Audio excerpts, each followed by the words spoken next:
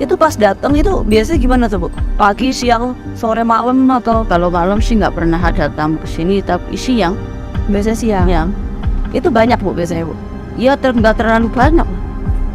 Ada siapa aja biasanya yang Ibu tahu gitu? Saya nggak tahu. Pasang suami istri atau Iya kadang ya ada sepasang suami istri, tapi kan saya nggak nanya dari mana gitu kan nggak. Ada bangunan yang membuat kami penasaran akan keberadaannya. Bangunan yang tepat berada di depan rumah Seneh ini kini sudah tak boleh lagi dibuka oleh pihak kepolisian. Seneh pun tak menampik jika ada tamu yang Tohari ajak masuk ke dalam bangunan tersebut. Karena nggak sih tamu yang datang ke sini gitu ya Bu ya? Terus diajak Pak Slamet itu ke apa? Daerah kebun gitu? Iya. Setahu saya paling cuma ngobrol di sini langsung ke bawah rumah situ gitu. Rumah mana ya? Rumah kecil ini udah paling 5 menit atau 10 menit udah kesini lagi ngobrol lagi gitu. Oh, kita boleh? Enggak, sekarang udah nggak boleh dibuka sama Pak Kapolres. Oh, nggak boleh dibuka. Tapi isinya tuh apa Bu? Kosong. Kosong. Iya, cuma buat sholat kalau ada tamu kadang sholat di situ gitu. Artinya Pak Slamet biasa kalau sama tamunya biasa di sini gitu ya. Lama Bu biasanya kalau di situ? Enggak, bentar. Berapa menit? 5 menit? Ya 5 menit, 10 menit lah. Terus habis itu Pulang, tamunya udah pamit pulang. Lah saya baru keluar. Oh saya mau pulang. Iya, masih hati-hati saya tuh. Ibu waktu pas habis kejadian ini sempat ngobrol nggak sih, sempat komunikasi sama orang tua ya Pak Slamet? Enggak. Kita boleh menuju ke sana Bu? Silahkan. Oke. Keterangan yang disampaikan oleh istri Mbah Slamet selaku tersangka pembunuhan mengatakan bahwa ini biasanya keseharian Mbah Slamet ketika di rumah itu sering sekali menerima tamu. Jadi tamu yang datang ke sini biasanya langsung diterima di rumah ini. Kemudian setelah itu langsung dibawa menuju ke ruangan ini. Ini ruangan tertutup, ukurannya juga kecil sekali ya. Nah, tadi saya sempat tanyakan, ini sebetulnya ruangan untuk apa? Terus tujuan para tamu itu dibawa ke sini itu untuk apa? Tapi tadi istri Mas Slamet mengatakan bahwa di sini isinya kosong, tidak terlihat apapun, tidak ada apapun isi di dalam, tidak diperbolehkan untuk masuk ke dalam. Saya coba cek di sini, memang digembok. Artinya dia tidak bisa masuk ke dalam. Tapi saya akan coba lihat di dalamnya. Oke, kameramen saya akan coba, kameramen saya Arfiansyah akan coba melihat situasi di dalam seperti apa. Kami pun mencoba mencari tahu apa sebenarnya yang ada di dalam bangunan ini.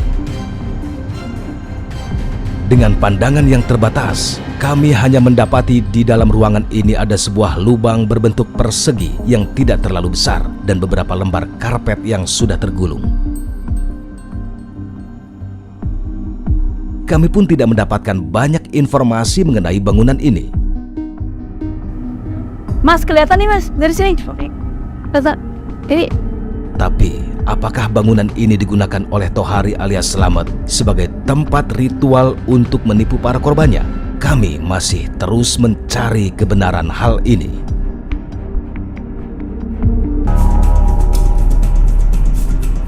Awal mula terbongkarnya kasus pembunuhan yang dilakukan Tohari alias Mbah Slamet karena adanya laporan kehilangan dari anak Parianto yang berinisial GE, warga Sukabumi, Jawa Barat. Parianto adalah korban dukun tipu-tipu Mbah Slamet. Dirinya tewas akibat meminum racun yang telah disiapkan oleh Mbah Slamet. Sebelum Parianto meregang nyawa, dirinya sempat mengirimkan pesan singkat dan pesan suara kepada sang anak. Sesekali sang anak pernah juga diajak Parianto mengunjungi rumah Mbah Slamet. Bagaimana cerita sesungguhnya? Kepada kami, keluarga Parianto membagikan kisahnya. Pak Parianto ini, tahu nggak sih kalau Bu Trisna tuh alasan Pak Parianto tuh sampai datang ke Mbah Slamet, bahkan informasi sampai 5 kali lebih bahkan. Itu karena ya sih Bu, sempat tahu nggak cerita soal itu? Kalau yang saya tahu dari sifat dia itu memang orangnya yang selalu penasarannya tinggi gitu kan. Mungkin dia saat itu terpengaruh juga karena memang dibawa rekannya, dibawa temannya itu kan yang bagian marketing itu. Ya mungkin dari situ penasaran karena mungkin dikasih harapan juga kali ya, banyak yang terlalu diyakinkan juga mungkin ya. Tapi sebetulnya dari anak saya itu udah sering ngingetin gitu sama ayahnya itu, udah bahkan jangan kesana lagi. Bahkan itu yang dia sampai pergi ke sana sendiri tanpa bilang kasih tahu sama anaknya aja, karena mungkin dia ngerasa takut dilarang sama anaknya, karena kalau misalnya anak-anaknya pada tahu itu pasti marah gitu, karena udah jelas melarang jangan ke sana lagi. Karena bujuk rayu untuk dapat menggandakan uang sebanyak-banyaknya, akhirnya Parianto pun tunduk bujuk rayu Abidin. Bagi keluarga Parianto, Abidin merupakan bagian dari sindikat Mbah Selamet yang ditugaskan untuk mengajak orang. Sebelumnya sempat kenal nggak sih sebetulnya Bu Trisna antara Mbah Slamet sama apa? Parianto, oh enggak, yang saya tahu dari anak saya itu yaitu lewat perantara orang diajak gitu loh, niatnya mungkin silaturahmi, setelah dari situ mungkin dikasih tahu begini begitunya, saya nggak tahu lah, sampai akhirnya suami saya tergiur gitu ya istilahnya, mungkin juga karena rasa penasarannya yang tinggi gitu ya, karena memang saya tahu banget karakter dia waktu dari dulu, dia memang orangnya kalau suatu apa-apa itu selalu penasaran gitu. Rekannya ini siapa? Anak saya cerita itu siapa, Abidin, ya panggilnya Udin gitu, katanya bagian ininya, marketingnya katanya, yang mengiklankan, iya itu. Berawal dari situ, sama orang itu akhirnya diajak silaturahmi langsung gitu ke Mbah Slamet. Tapi sih yang saya dengar kabarnya kan katanya ada iklannya juga di Facebook, ya mungkin berawal dari Facebook mungkin, karena kan bapaknya juga ayahnya juga belum, istilahnya tidak semua bercerita mungkin ya. Jadi anak saya itu bercerita sama saya ya sepengetahuan anak saya saja.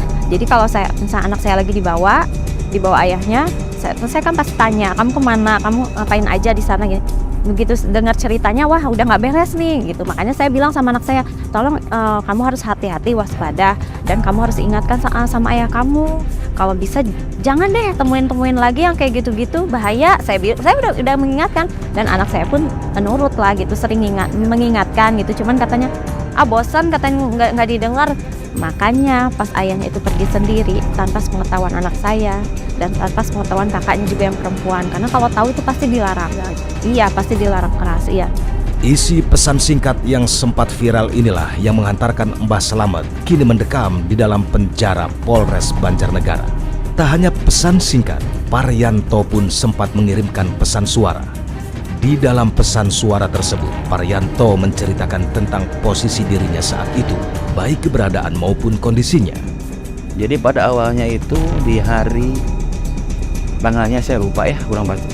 Di hari Rabu tengah malam itu anaknya korban dapat chat WA dan voice note dari korban, dari ayahnya. Tengah malam tuh jam berapa, Pak? Sekitar jam dini hari lah. Dini hari jam 2 kalau nggak salah. Jam 2 dini hari. Iya, gitu kan. Itu hari Rabu ya, Pak ya? Kamis berarti masuknya Kamis. Oh, Kamis. Iya. Tanggal? Lupa saya tanggalnya. Oke, tanggal Februari, lupa. ya. Oke, artinya terima voice note dari anaknya, dan isi voice note itu apa, Pak? Voice note itu dia mengutarakan kejadian di sana. Gitu, dia sempoyongan sampai dia habis dikasih minum itu air pokari gitu kan, dikasih apa, teman dia mengakui dia mengutarakan sempoyongan, pusing kepala. Jadi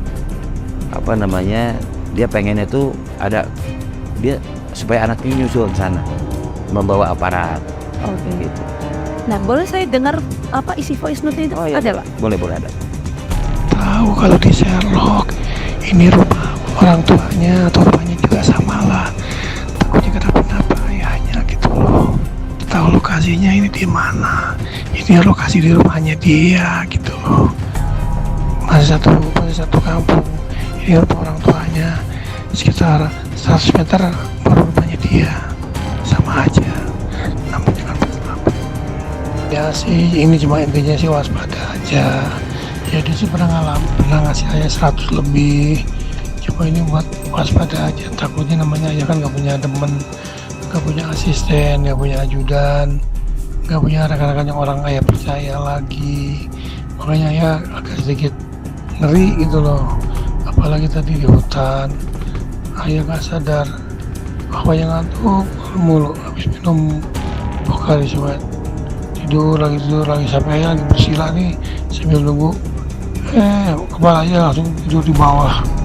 Kan aneh, dia ngomong kayak orang mabuk, dia juga kayak ngabuk, kayak ngomong sendiri kayak orang gila. Ya udah ya, moga-moga selamat sampai tujuan dan sukses. Amin. Oke, jadi ini posisinya bukan di hutan ya, Pak ya, tapi di rumah atau gimana, Pak? Kalau tadi saya mengatakan di Kalau eksekusinya itu di hutan. Oke. Di hutan.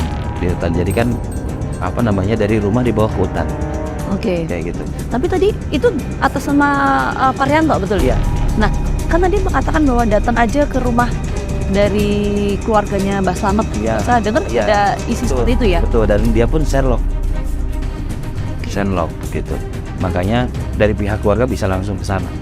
Kebetulan kan anaknya juga tahu rumahnya si Mbah Slamet ini, karena pernah beberapa kali nganter ayahnya ke sana. Dari suara Parianto terdengar sangat jelas ketakutan yang dirinya alami. Tak hanya itu, nampaknya dari pesan suara tersebut pun Parianto memberikan kode bahwa akan terjadi hal yang akan membahayakan dirinya. Mendengar hal ini, anak laki-laki Parianto tak tinggal diam. Dirinya langsung mencari tahu apa yang sebenarnya terjadi terhadap sang ayah. Oke, tapi posisinya lagi di hutan itu. Perjalanan ke hutan, Oh, perjalanan ke hutan. ya perjalanan gitu. Oke, jadi perjalanan ke hutan, voice note seperti itu ke anaknya Betul. atau anak dari Makanya kan di sini mengutarakan kurang lebih 100 meter dari rumah Mbah Slamet. Iya. Gitu. Jadi Parianto ini coba memberikan arahan lah ya, Iya. jalur mana yang harus ditempuh Betul. kalau mau Betul. menemui Parianto Betul. ini. Tak hanya itu, anak laki-laki Parianto sangat mengetahui jumlah uang yang sudah disetorkan kepada Mbah Slamet sejak tahun 2022. Oke, yang pernah ikut ke rumah Mbah Slamet itu terakhir kapan? Anaknya ikut, anak Parianto ini. Kalau nggak salah ya 3 bulan lalu kalau nggak salah. Oh, baru ya berarti. Iya, iya. Cuman kalau untuk masalah uang, anaknya tahu berapa yang sudah diberikan kepada Mbah Slamet, itu kan bertahap gitu. Sampai totalnya kalau nggak salah kurang lebih itu yang diketahui anaknya 90 sampai 100 juta. 60 sampai 100 juta. Yang diketahui ya. Jadi diketahui. Kalau untuk faktanya totalnya berapa nggak tahu. 90 sampai 100 juta itu Iya. ditransfer atau Transfer diberikan secara cash? dan cash. Transfer dan cash. Yang anaknya tahu itu total. Yang anaknya tahu, artinya Iya. kan masih ada, Betul. bisa aja berpotensi lebih Betul. dari itu berarti. Betul. Sebuah bangunan yang berada di depan rumah Mbah Slamet sebelumnya pernah kami datangi dan kami curigai sebagai tempat ritual Mbah Slamet. Dan benar saja, pengakuan anak laki-laki Parianto kepada kuasa hukumnya membenarkan jika bangunan tersebut dijadikan Mbah Slamet sebagai tempat untuk bertemu para korbannya. Waktu itu saya dan tim liputan sempat datang ke rumah Mbah Slamet. Ini rumah milik mertua Mbah Slamet. Di sini tinggal bersama dengan istrinya. Rumah ini kah yang dimaksud? Betul. Apa aja yang dilakuin Pak Parianto di sini? Mbah. Nah, di situ anaknya nggak tahu kegiatan apa. Tidak tahu. Kalau nggak tahu kegiatannya, ketika datang pertama kali itu ngapain aja? Nah. Maksudnya aktivitasnya kemana? Aktivitasnya, aktif yang tadi ada ruangan kecil. Nah, ini tadi tuh. Oke, jadi anaknya Nah, ini terus Pak Parianto sama Mbah Slamet. masuk ke ruangan ini. Yang katanya kemarin pengakuan dari sini ini musola, padahal bukan. Gitu. Ternyata ini ya tempat ritual. Isi pesan singkat dan pesan suara Parianto yang dikirimkan kepada anaknya sebagai suatu isyarat jika sang ayah